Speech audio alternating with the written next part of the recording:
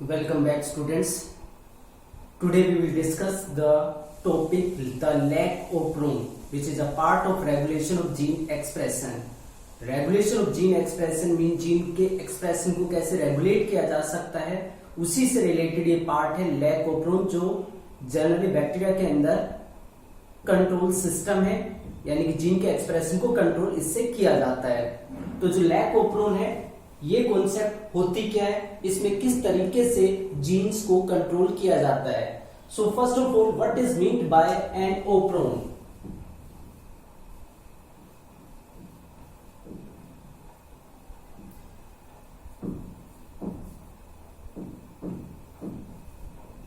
First of all, what is meant by an operon? Operon क्या होता है? Operon that is a segment of DNA, a segment of DNA which consists of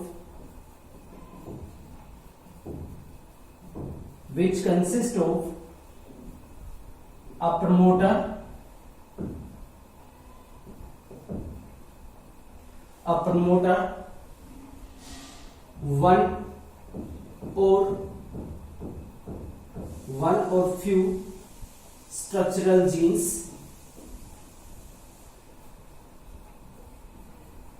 one or few structural genes,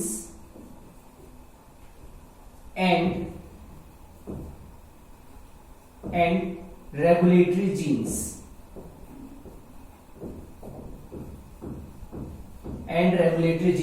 A segment of DNA which consists of a promoter, one or few structural genes and regulatory genes. DNA का वो segment जिसके अंदर एक promoter होता है, structural gene होता है, और उन जीन्स को कंट्रोल करने के लिए, रेगुलेट करने के लिए रेगुलेटरी जीन्स होते हैं, like regulator gene and operator gene. अगर ये पार्ट है डीएनए का, तो उसको हम बोलते हैं ओपरोन। अब बात करते हैं लैक ओपरोन की। जो लैक ओपरोन है वो क्या रिप्रेजेंट करता है, और इसका इल्यूसिडेशन यानी कि फर्स्ट एक्सप्लेनेशन किसने दिया था? इल्यूसिडेशन और एक्सप्लेनेशन, इल्यूसिडेशन और explanation of lac operon was given by first time इनका जो एक्सप्रेशन था या जो एक्सप्लेनेशन था वो दिया था, that is François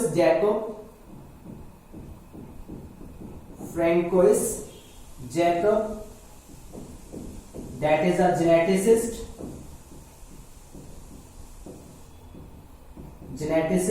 and Jack Monod,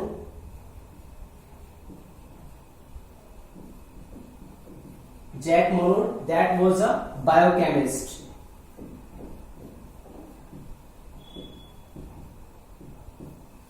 इन दो साइंटिस्ट ने मिलके जो लैक ओपरोन है उसकी कॉन्सेप्ट को एक्सप्लेन किया था। उसका फर्स्ट एक्सप्लेनेशन फ्रैंकोइस जैकब और जैक मोनोड दोनों ने मिलके दिया था।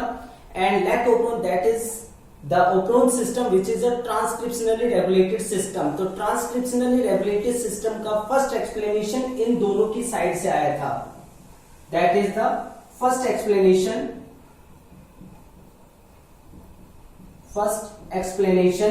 Of transcriptionally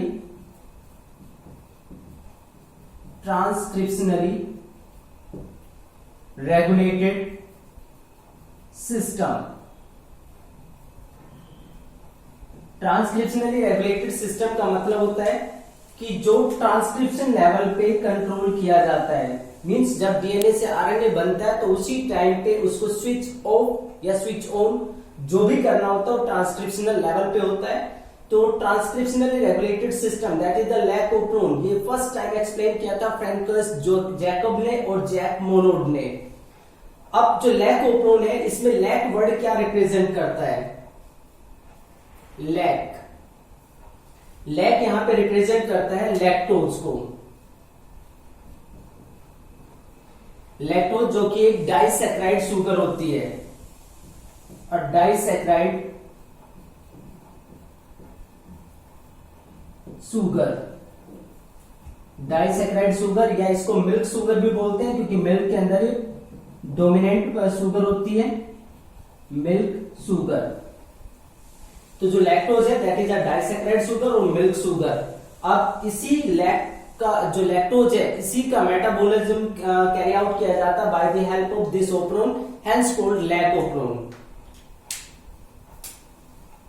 लैक्टोप्रोन that is controls the metabolism of lactose। यहां पे लैक्टोज के मेटाबॉलिज्म को कंट्रोल करता है पूरा जो लैक्टोप्रोन सिस्टम है वो। जो लैक्टोप्रोन सिस्टम है ये जैसे इकोलाई बैक्टीरिया के अंदर प्रेजेंट होता है, लैक्टोप्रोन की तरह और भी बहुत सारे सिस्टम है जहां पे कुछ जीन्स मिलके एक पर्टिकुलर जो सब्सटेंस है उसके मेटाबॉलिज्म को कंट्रोल करते हैं। तो बाकी जो एग्जांपल्स हैं दूसरे जो लैक्टोप्रोन की तरह एक्ट करते हैं वो है एराओप्रोन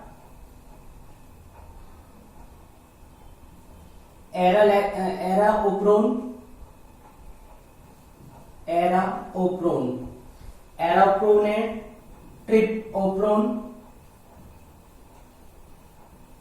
ट्रिपोप्रोन के अलावा हिजोप्रोन,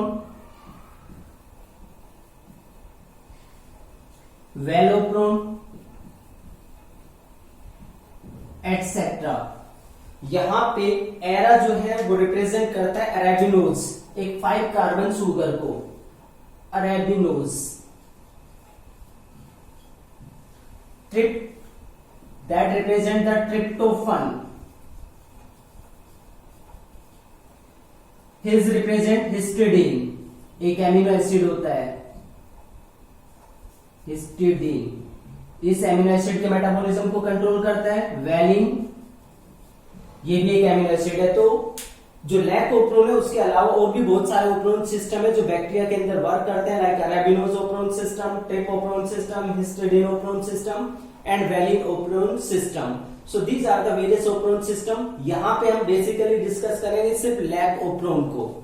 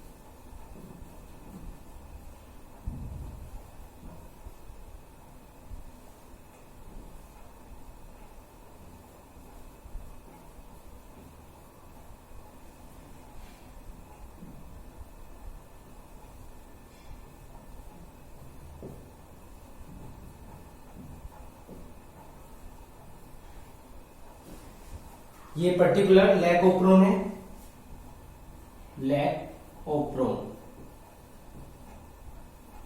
इस लैक्टोप्रोन के अंदर जैसे मैंने आपको बताया कि प्रोमोटर होता है, ऑपरेटर होता है, रेगुलेटर होता है और स्ट्रक्चरल जीन या जीन्स प्रेजेंट हो सकते हैं। तो यहाँ पे एक प्रोमोटर का प्रेजेंट होना, स्ट्रक्चरल जीन्स जिसमें एक या एक से ज्यादा स्ट्रक्चरल जीन हो सकते हैं, और साथ में रेगुलेटर। तो जो स्मॉल आई है और ओ है वो रिप्रेजेंट करता है रेगुलेटर जीन्स को, यानी कि रेगुलेटरी सीक्वेंसेस को। तो ये लैक्टोप्रोन है। अब एक जो लैक्टोप्रोन है इसके पार्ट्स क्या क्या है और किस तरीके से वो जो रेगुलेशन है उसमें हेल्प करते हैं। First, regulator gene. Regulator gene that is small I. जो रेगुलेटर जीन है जिसको स्मॉल आई से रिप्रेजेंट करते हैं, स्मॉल आई जो लेटर है that is taken from the inhibitor, यानी कि ये रिएक्शन को स्टॉप करता है। Small I letter is taken from inhibitor, यानी कि ये रिप्रेजेंट करता है कि ये रिएक्शन को रोकने वाला जीन है, ये रिएक्शन को स्टॉप करता है। अब जो रेगुलेटर जीन है वो रिएक्शन को स्टॉप कैसे करता है? रेगुलेटर जीन ऑलवेज एक्सप्रेस,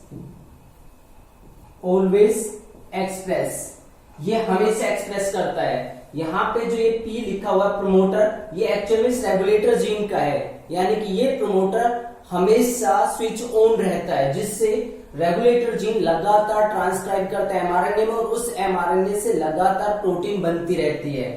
तो जो रेगुलेटर जीन है that regulator gene always express, ये हमेशा एक्सप्रेस करता है और एक्सप्रेसेस, ये हमेशा एक्सप्रेसेस करता है या एक्सप्रेस करता है। और इस रेगुलेटर जीन को जो हमेशा एक्सप्रेस करता है, ऐसे जीन को बोला जाता है हाउसकीपिंग जीन और कॉन्स्टिट्यूटिव जीन। हाउस कीपिंग और कॉन्स्टिट्यूटिव, हाउसकीपिंग जीन और कॉन्स्टिट्यूटिव जीन, इसको बोला जाता है। अब जो हाउसकीपिंग जीन या कॉन्स्टिट्यूटिव जीन है ये हमेशा एक्सप्रेस करता है, तो रेगुलेटर जीन, इस रेगुलेटर जीन से एक्चुअल में बनता क्या है? Regulator gene express to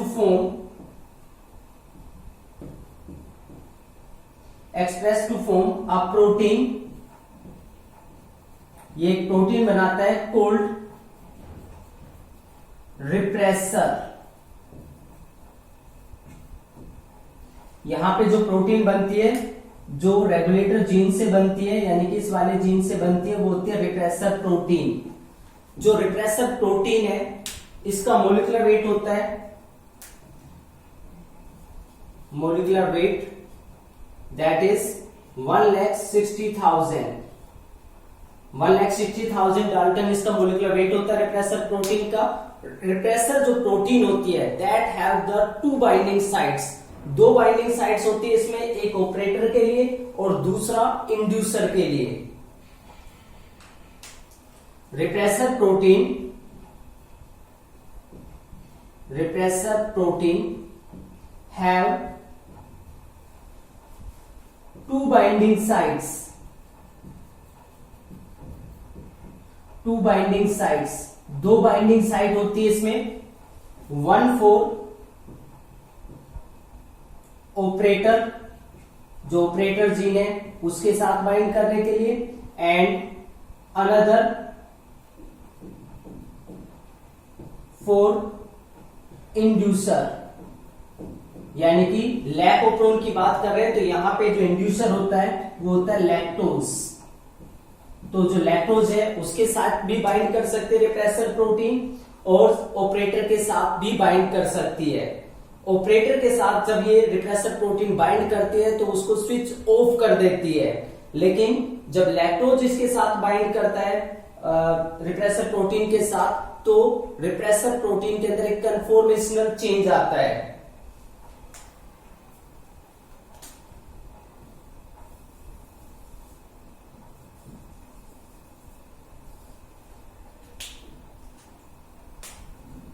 binding of lactose to repressor protein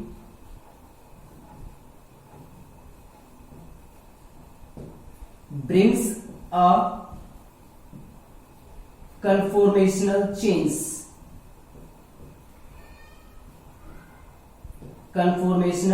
change,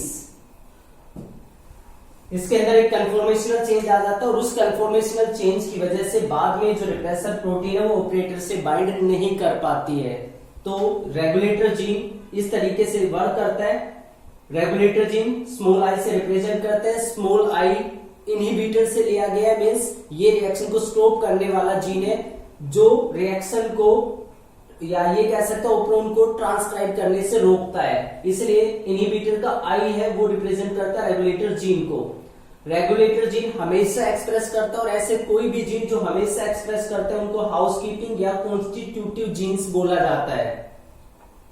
regulator gene जब अपने आप को एक्सप्रेस करता है तो एमआरएनए बनाता है और उस एमआरएनए से बनती है प्रोटीन। उस प्रोटीन को बोला जाता है रिप्रेसर। तो जो रिप्रेसर प्रोटीन है उसका मोलिकुलर वेट होता है 1,60,000 डाल्टन और ये रिप्रेसर प्रोटीन दो एफिनिटी रखता है, यानी कि दो बाइंडिंग साइट होते हैं, एक ऑपरेटर के साथ बाइंड करने की और दूसरी इंड्यूसर के साथ बाइंड करने की। जब ये ऑपरेटर के साथ बाइंड करता है तो ये ट्रांसक्रिप्शन को ब्लॉक कर देता है, रोक देता है। लेकिन अगर लैक्टोज रिप्रेसर प्रोटीन के साथ बाइंड कर जाता है तो उस केस में रिप्रेसर के अंदर कन्फॉर्मेशनल चेंज आ जाता है और अब उस चेंज की वजह से वो ऑपरेटर पे जाके बाइंड नहीं कर पाता है, जिससे जो स्विच ऑफ कंडीशन थी ओप्रोन की वो हट जाती है और ओप्रोन स्विच ऑन कंडीशन में आ जाता है। तो यहाँ पे ये जो रेगुलेटर जीन है स्मॉल आई, ये एक एमआरएनए बनाता है और इस एमआरएनए से बनती है प्रोटीन यानी कि रिप्रेसर प्रोटीन और ये रिप्रेसर प्रोटीन इस तरह के साइट को कंसिस्ट करता है। सो that is about the regulator gene.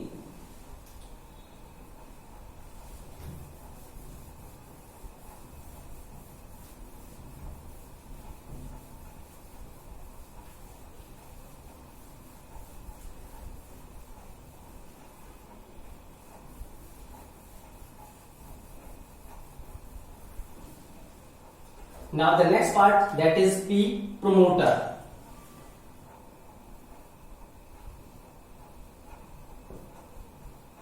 Promoter gene.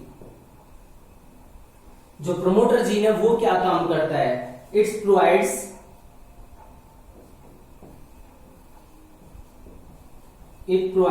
site for the attachment or binding of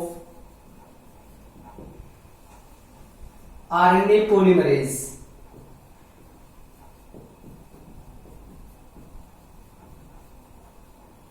RNA polymerase, जो RNA polymerase है ये इसका फंक्शन आप जानते हैं कि RNA polymerase DNA से RNA बनाने के लिए यूज होता है, यानी कि RNA को सिंथेसाइज करता है, राइबोन्यूक्लियोटाइड्स को पॉलीमराइज करके आरएनए बनाता है। तो जो आरएनए पॉलीमरेज है वो इस प्रमोटर के ऊपर आके बाइंड करता है। तो प्रमोटर जो है वो एक साइट देता है जहां पे आरएनए पॉलीमरेज आके बाइंड करे और ट्रांसक्रिप्शन स्टार्ट कर दे।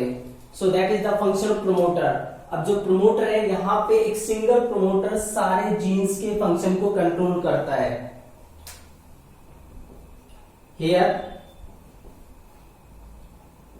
a single promoter,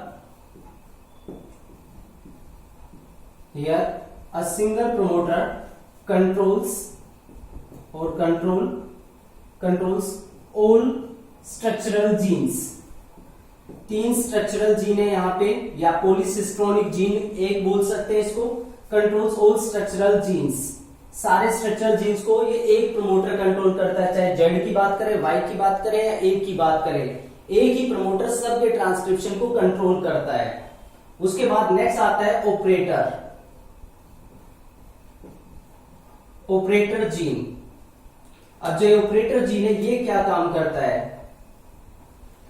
ऑपरेटर जो है ये यहां पे लैक ओप्रोन के केस में इसको बोला जाता है लैक ऑपरेटर।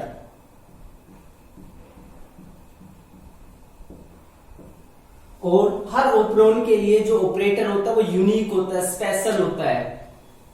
ये एक्चुअल में बाइंडिंग साइट प्रोवाइड कर रहा है किसके लिए? रिप्रेसर के लिए, यानी कि यहाँ पे जो रिप्रेसर प्रोटीन वो आके ज्वाइन कर जाते हैं और ट्रांसक्रिप्शन को ब्लॉक कर देती है। अगर रिप्रेसर प्रोटीन यहाँ पे बाइंड नहीं करती है तभी प्रमोटर पे बाइंड होने वाला आरएनए पॉलीमरेज आगे ट्रांसक्रिप्शन कर सकता है। तो जो ऑपरेटर है it provides site for the binding of repressor protein. जो रिप्रेसर प्रोटीन है वो आके ऑपरेटर के ऊपर बाइंड करती है, इस वाले पार्ट के ऊपर बाइंड करती है और फिर पूरे ऑपरेशन को स्विच ऑफ कर देती है। तो ये काम होता है ऑपरेटर का। उसके बाद बात करते हैं स्ट्रक्चरल जीन्स की।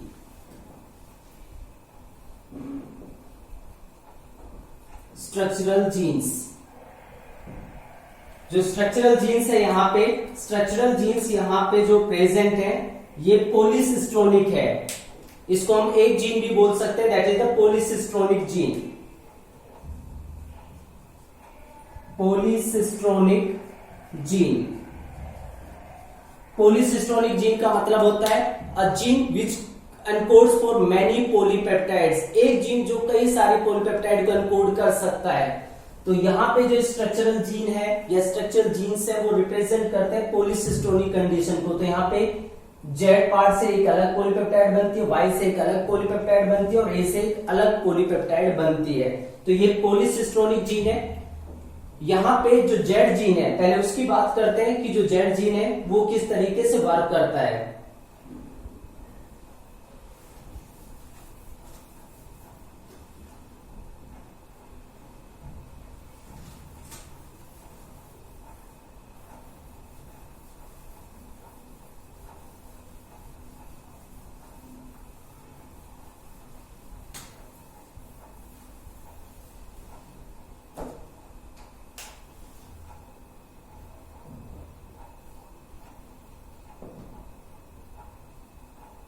Z gene,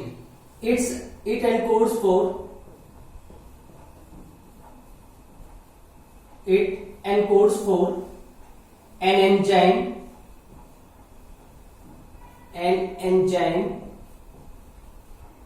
beta galactosidase। ये एक एंजाइम बीटा गैलेक्टोसाइडेज के लिए वर्क करता है, बीटा गैलेक्टोसाइडेज एंजाइम। जो बीटा गैलेक्टोसाइडेज है ये गैलेक्टोसाइड यानी कि जो लैक्टोज है उसके ब्रेकडाउन को कंट्रोल करता है। It means beta galactosidase, it